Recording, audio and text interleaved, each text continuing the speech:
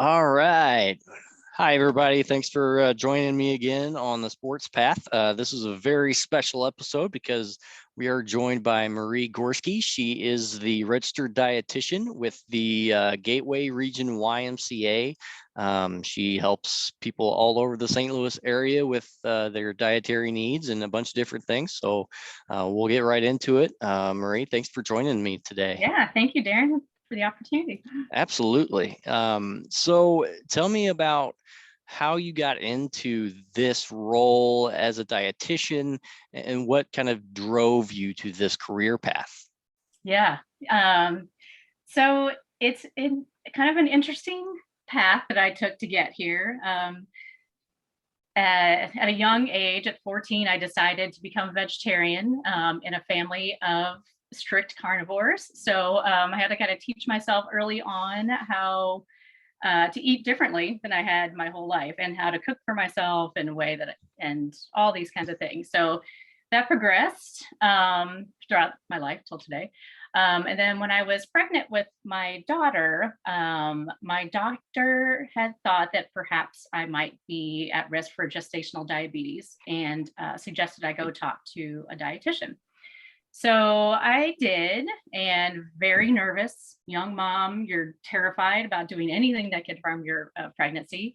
So I talked to this dietitian, and she did not cater to my vegetarianism. I kind of was using these crazy, disgusting looking food props of like plastic meat and saying, well, if you ate meat, you need to eat this. And so I left there feeling more scared and more confused than when I got there. And at the same time, I was kind of determining if I wanted a different career path anyway. And it just kind of all came together like, wow, I'm interested in nutrition. This is a career that I can do and I could help other people. And it was just kind of like all came together like, yep, it's time to go back to school and for another 6 years to get 2 more degrees.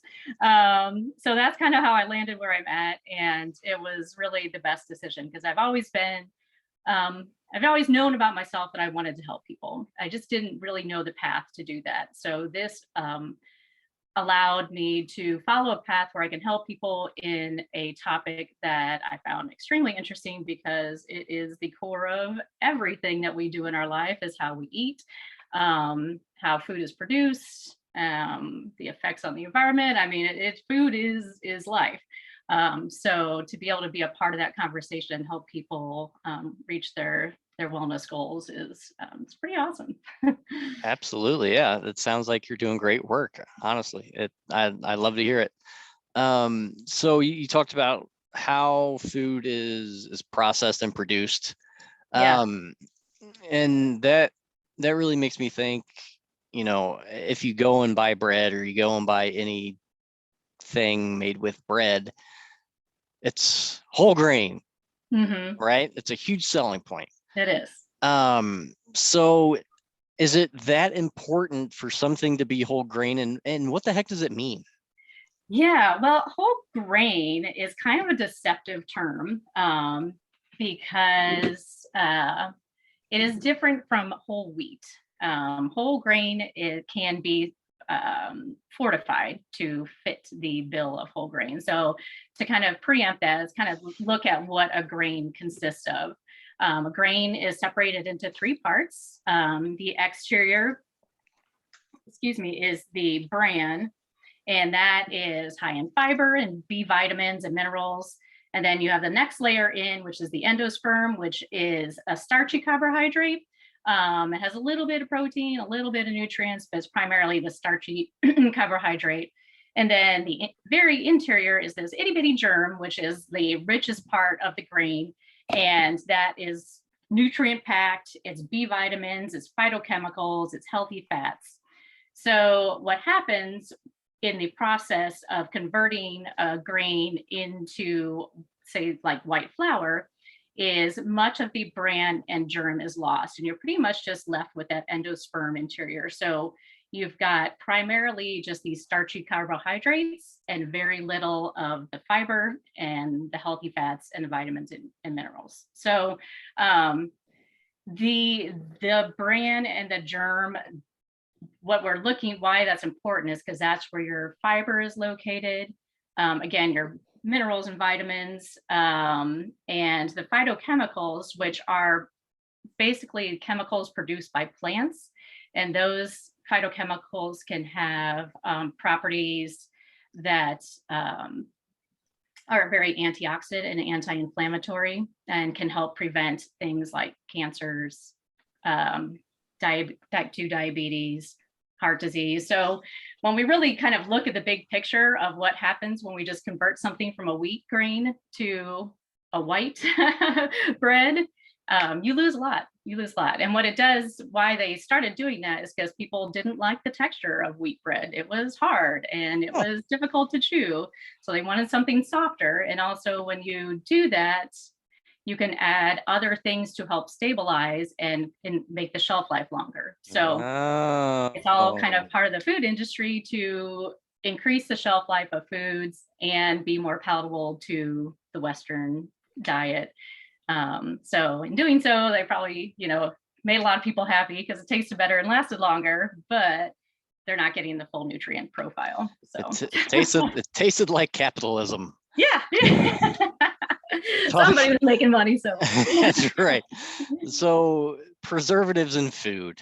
I think it's pretty common knowledge that they're bad for us, right? To an extent. I mean, there are some preserving agents which are in just part of the natural component of their food profile. So like if you think of ascorbic acid, we see a lot on as a preserving agent. It's just a form of vitamin C. So, but it does help preserve foods longer. So yeah, but if we're looking at, a lot of chemicals to preserve something, then we have to wonder, what is that preserving and how is that really breaking down our bodies? Okay. I know I may be hitting you out of left field here. What are some of those high preservative foods with like the nasty chemicals in there? Do you know by chance?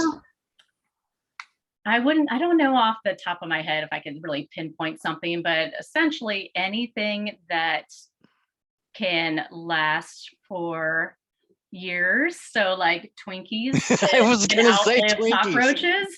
You have to, wonder like, what kind of value are we getting out of that Twinkie if it could like last for 100 years and still be edible? Like, yeah, I don't know. Maybe that's a benefit for people. So that's initially what my mind went to when you said something that can last really long. I went Twinkie. Yeah. Okay, good to know. So you were talking about going from whole grain to bread. So this may be a dumb question to a lot of people, but for me, I don't know. It made me think of going from eating an apple to, here, son, have some apple juice instead. Yeah. Is it the same thing? How much, or if any, are we losing nutrients wise from going from the whole food apple to just apple juice? Yeah. Again, a great example. An apple a day keeps the doctor away. We've heard that from multiple generations of grandparents through the years. And there is some validity to that. So when we, and this is probably true of most fruits and vegetables, but specifically we'll use an apple as the example. So we got our apple. It's got this fibrous exterior, right? The skin, which fiber can help lower cholesterol. It's also where the majority of the flavonoids are, and flavonoids are again like the polyphenols, where they are antioxidants and anti-inflammatory. The interior, the fleshy part, is where we're finding the most of our vitamin C content. Again, vitamin C we kind of know is an antioxidant. Sure. And then the juice. So when we convert an apple to like a clear apple juice, we're losing the majority of the fiber. we're losing the majority of the flavonoids because that process is lost when you're doing the filtration and the pasteurization of juice. So without pasteurization, it is at increased risk for getting broken down and going bad faster. That's why we pasteurize things, so that we don't make ourselves sick. But during that process, we do lose those two very important components. So, and also generally the sugar level rises because often those juices are fortified with other sugars for more flavor, or you have a more concentrated sugar.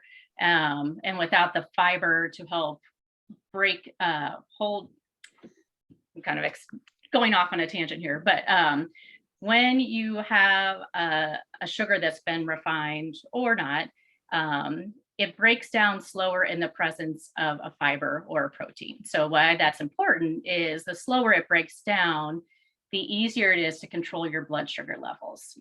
So this is valid for people who are diabetics or anyone, because when we have those spikes and dips in blood sugars, our body has to kind of readjust. And it can be pro-inflammatory, and that kind of constant state of inflammation is what can be a precursor to a lot of these chronic illnesses like type 2 diabetes. So I always stress for my clients, even those who are not intentionally monitoring their blood sugars, is when they're snacking or when they're having a carbohydrate, to always pair it with a protein or something high in fiber to help slow down that process. So little diversion there, but yes, from your first question. But yeah, there is definitely a difference between eating a whole apple and drinking a glass of juice. Okay, awesome. So it wasn't a totally dumb question on my part. No, it was not a dumb question at all. Good. So you were talking about proteins and carbohydrates. That got me thinking about working out, because it's all about protein. Yes. Gotta have it. So 200 grams a day. Exactly. So how much, this may not be your specialization or whatever the case may be, realistically, how much protein can a body break down? Is there does it depend on your weight? Does it depend on the amount of energy that you exert, or the amount of working out you're doing? If you're taking in 100 grams of protein a day, is that too much? What are your thoughts on that? It is very dependent on the individual, I would say, as far as protein. Generally speaking, the recommended daily allowance for protein for people, adults between 18 and say 60, 65, is 0.8 to about 1.0 grams per kilogram of body weight. So to determine what your weight is in kilograms, you take your weight in pounds, divide it by 2.2, multiply that by one of those, either 0.8 or 1.0.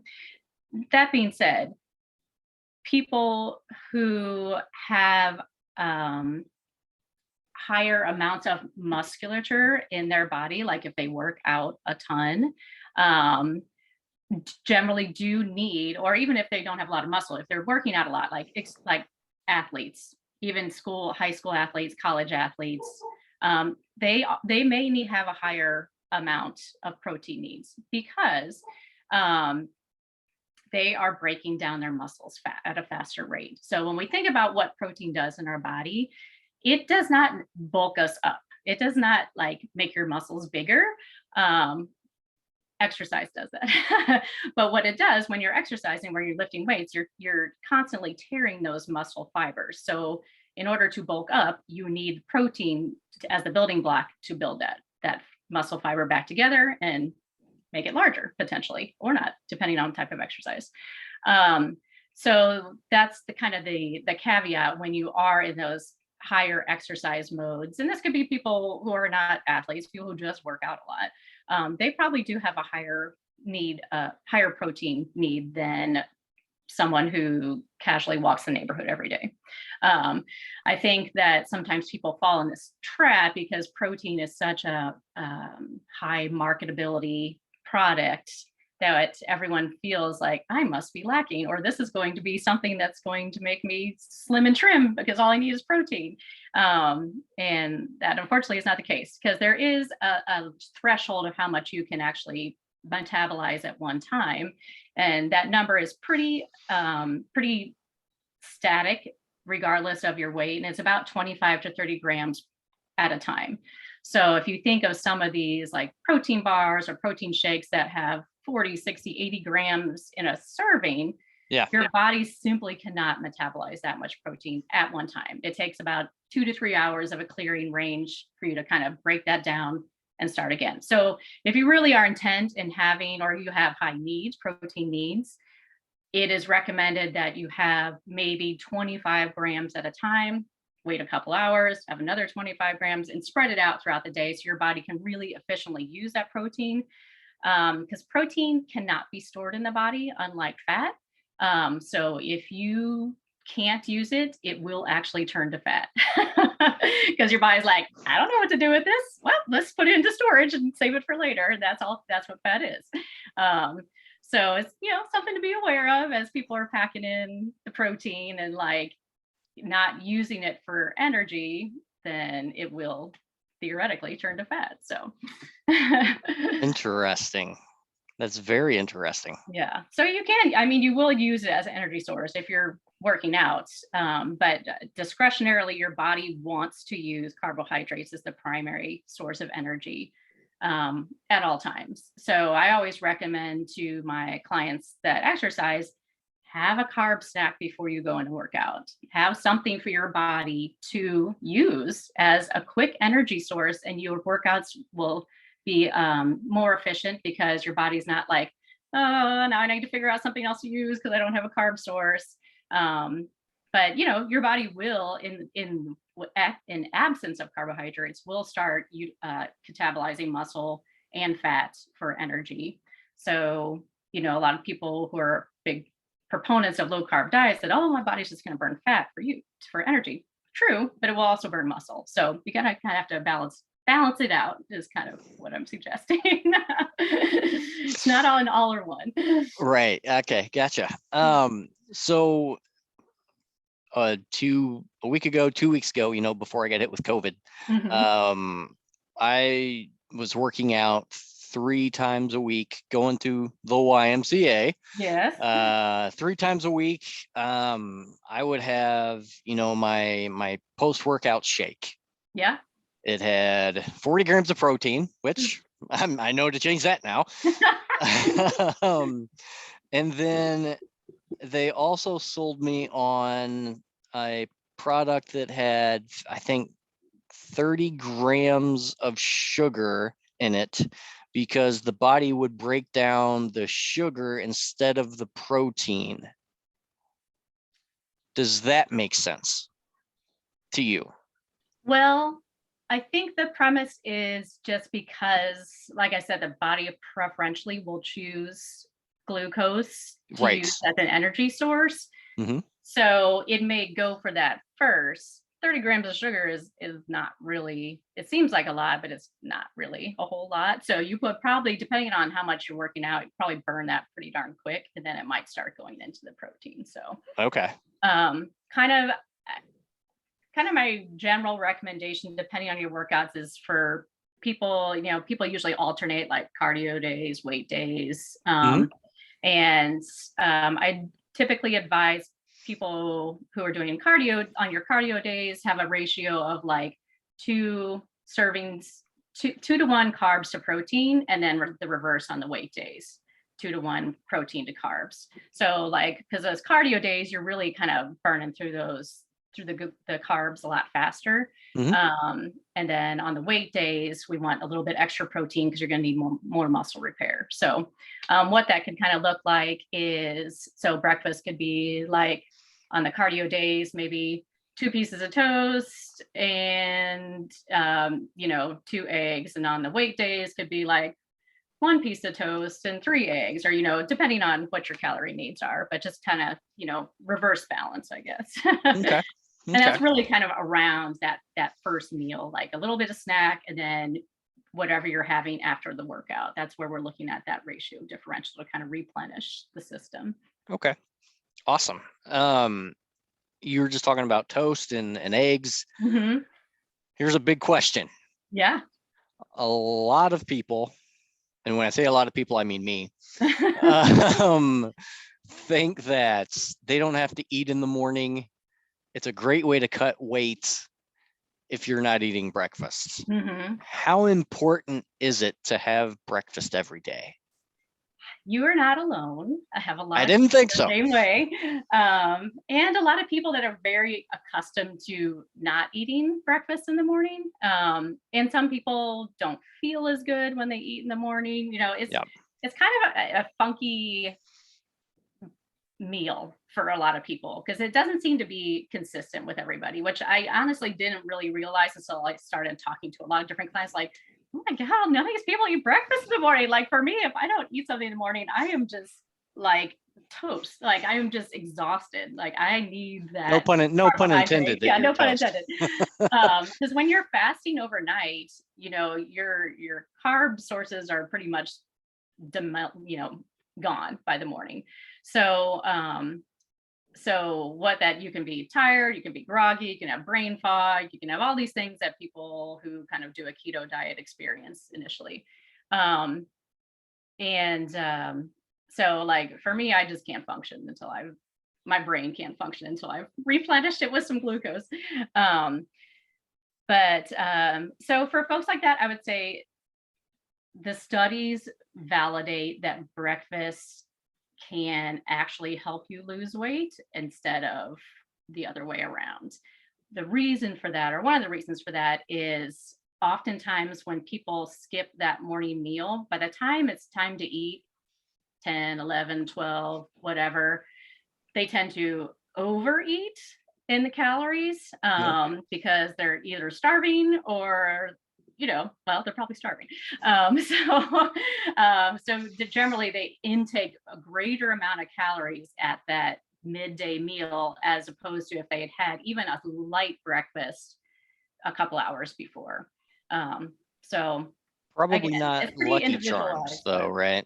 I mean, if you're gonna, you're probably going to be hungry again sooner, because the sugar in that Lucky Charms is going to expire quickly, and then it's just like drinking a bunch of caffeine, and then a couple hours later, like, ooh, exhausted. So like, Gotcha. sugar works the same way. If you think about how you feel after caffeine boost and how you feel when the caffeine wears off, the sugar functions the same way in the body. So yeah. Okay.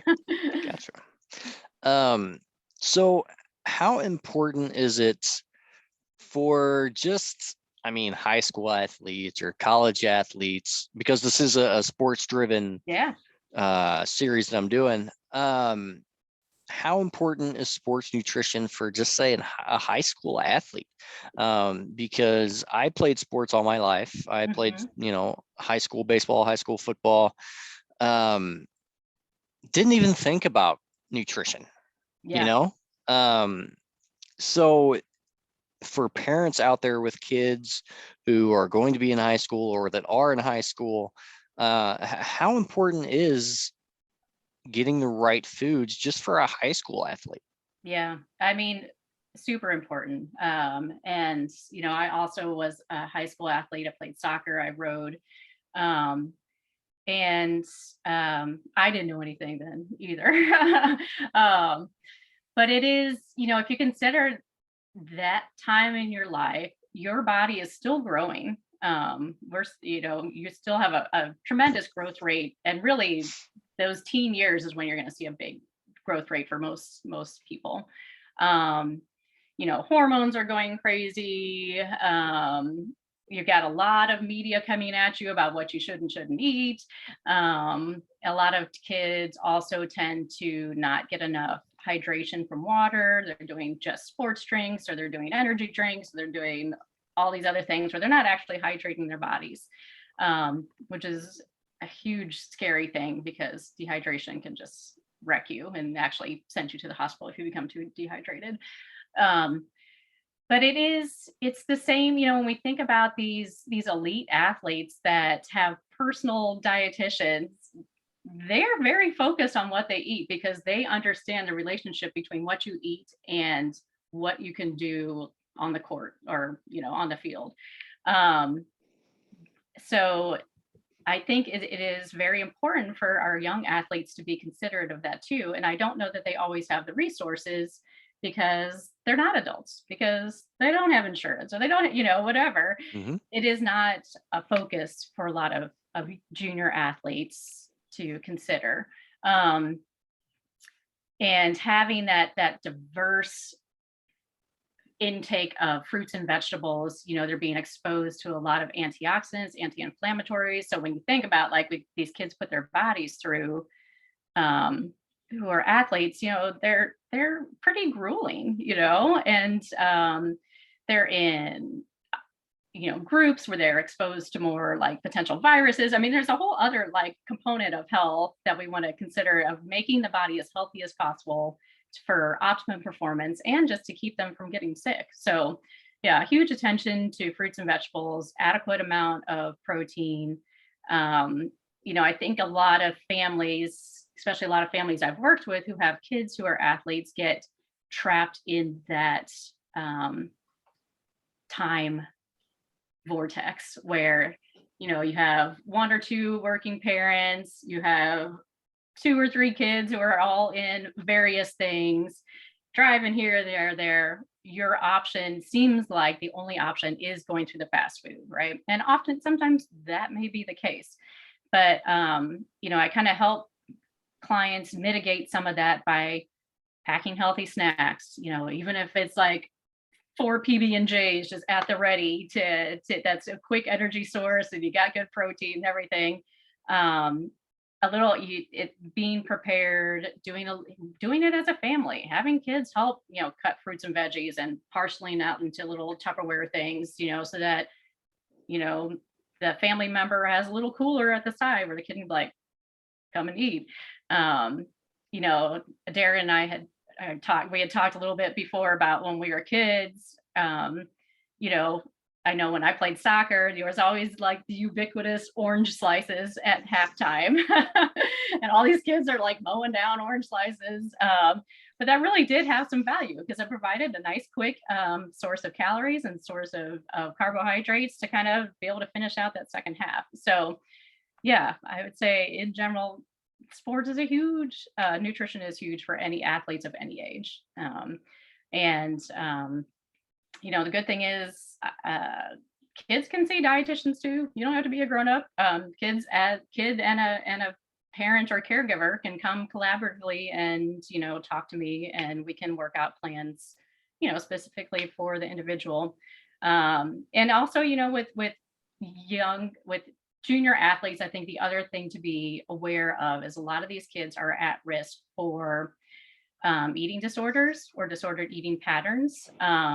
It's just kind of a time in their life where they're really physical focus is so uh, aware around them. They're Mhm. seeing a lot of their friends who are either thin or buff or whatever, and kids can develop some really bad eating habits as a result of that. So it's just something to be mindful as a caregiver, as a parent, is to kind of be aware of that. And I did actually do a podcast series where I interview people like I'm being interviewed today. Yeah. And my one from last week or last month, I have a colleague who focuses on eating disorders. So I interviewed her and the therapist she works with. So if anybody's interested in that, they're an awesome source of information. And we've got that on our uh, website under the nutrition tab. So Is that the best place to find that podcast?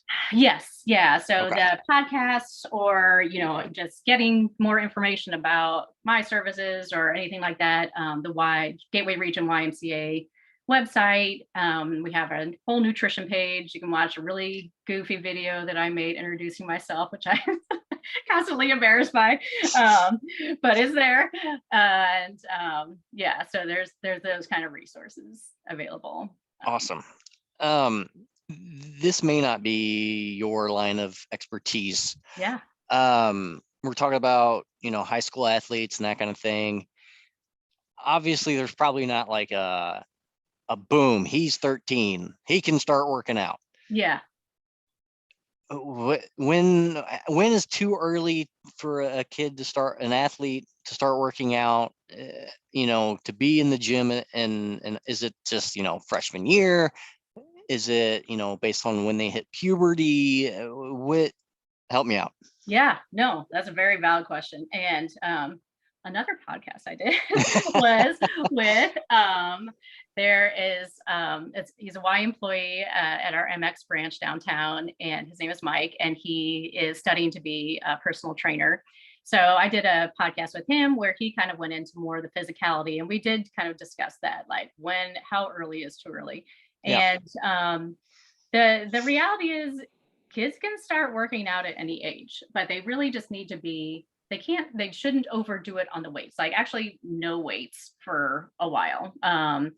And I would say, yeah, there's probably, a personal trainer would be the best person to answer exactly when that Sure. occurs, when you should kind of move to the next level. But from the research I've done to kind of prepare for that podcast was indicated that kids can get in the gym and they can do stuff. They can get on the treadmills. They can, do that kind of stuff. Maybe some more body weight training as opposed to like pump and iron, so they don't like overtax their muscles, because you can do a lot of, damage to your joints and things like that if you pack on too much weight at any age. So we want to kind of, try and decrease that risk for our youngers so that they don't have like achy knees for the rest of their life, 16. Yeah. Yeah. Okay, cool. Tucker, take the weight belt off. No squats. You're 5. No, just kidding. Just kidding. So, man, I'm learning a lot. This is awesome. Good. So one thing I've heard about, and maybe some people have, some people haven't, is, and I don't even know if this is the right term anymore, food deserts. Is that a thing? Is that something you deal with? Yeah.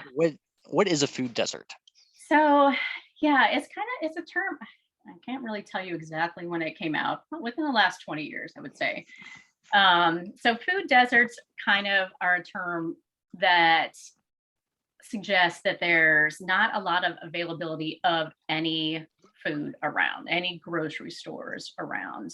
And then conversely, there's a newer terminology called a food swamp, which is you live in an area where your food sources are fast food, convenience stores, in gas stations, maybe like a Dollar General or something like that. There's not like grocery stores where there's a lot of fresh produce.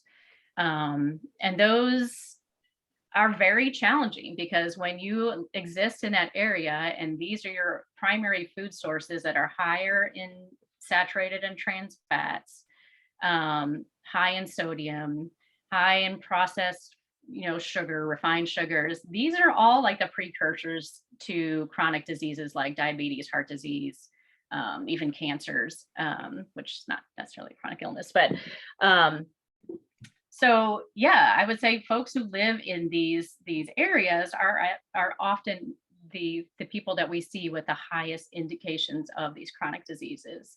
And it can be very hard to manage that when that's your only access point. From a nutrition standpoint, a couple of things that you could do would be, like if you have canned goods as your primary resource, still keep looking for the fruits and vegetables as much as possible. Canned foods you can rinse out before you use them, and that helps take a lot of the salt that's used as a preserving agent out of the equation. And additionally, at the Y, we've been so fortunate in this Gateway region. We have one of the first people in this position, I think, in any Y in the country. We have this woman whose name is Claire, who was just hired as part of our group.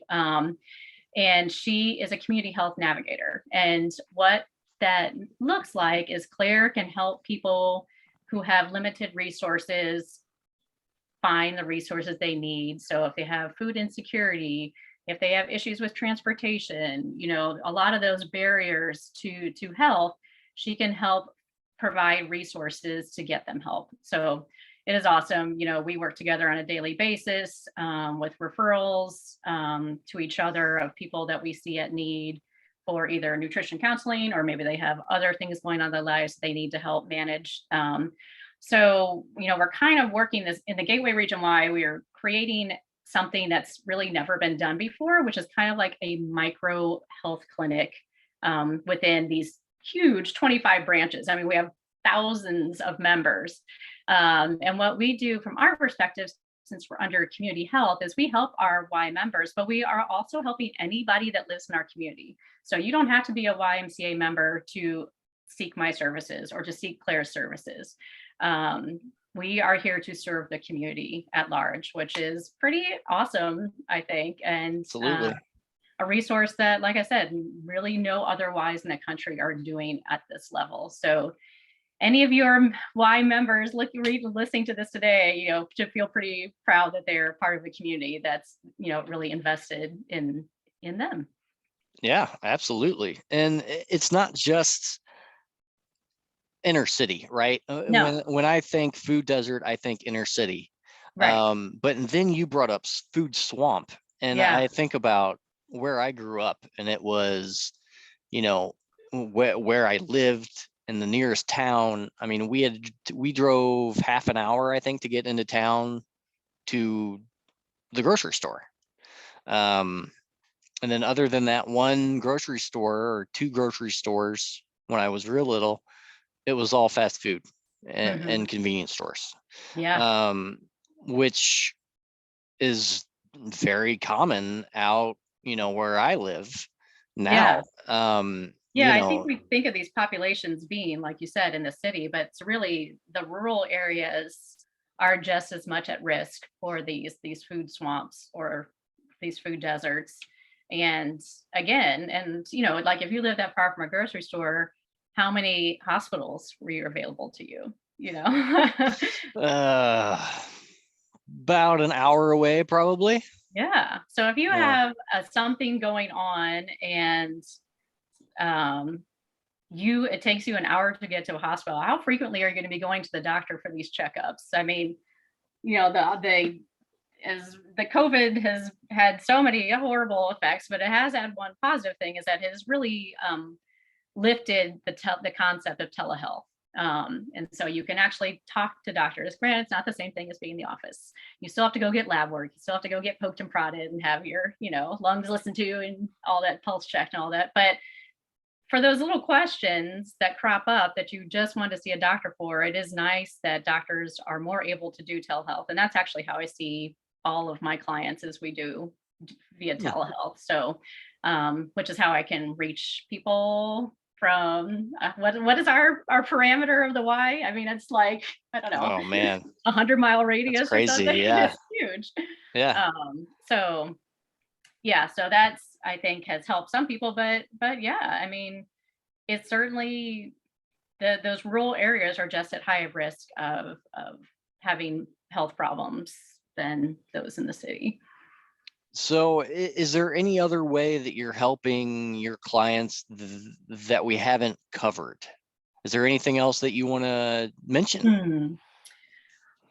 Well, I would just say, my clients vary dramatically on what they're looking for. Some people do have very specific diagnoses that they want to try and work through. Some people are looking for weight changes, either gains or losses. Everybody. I think the way I work with my clients and the way that I would hope most dietitians work with their clients is it's very focused, it's very individualized to that person that I'm working with. So I think sometimes people go to the hospital, like if you probably haven't had this, but for someone who's worked in a hospital, I know when someone has like a cardiac event, they have to have some sort of like heart surgery. Oftentimes the dietitians in the hospitals are instructed just to give them literature on a low sodium diet, on a heart healthy diet, and then they peace out. So it's hard for people to like like have this lifter, like now what?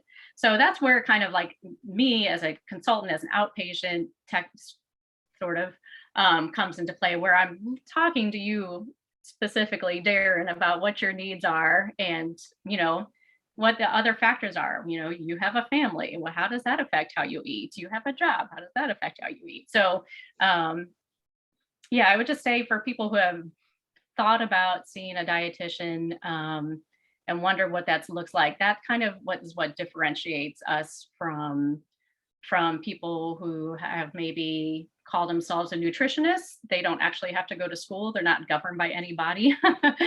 Dietitians are registered and licensed to work in the state that they practice in. And, we have continuing education that we have to complete every 5 years. So it's an ongoing process, just like physicians. The other thing I would like to mention is that if, some people we do have a couple other programs that under our community health umbrella that can help people. So we have one that is for a diabetes prevention program and blood pressure self-monitoring. Both those programs are free, which is awesome. And they're more of a kind of a group format, but they can kind of help people get on track with those two specific diagnoses. It also has a little bit of a weight loss promotion as well. So there's some healthy eating habits that they try and include. So I just encourage people to look at our community health team as a resource. And if you have a question about it, like you don't know what you want to do, Claire, our health navigator, can kind of direct you into which path is going to be the best fit for you. So yeah, it's a little plug. And Awesome. of course, being at the Y, you can also exercise too, and we kind of put the whole picture together. We got personal trainers. It's kind of the whole package. Yeah, awesome. Well, thank you so much for thank you joining me. This was awesome. I'll try to put any links that you have in the YouTube channel. Awesome. In the comments in this video. And yeah, thanks for joining me, everybody. Have a wonderful day. Thanks, everybody.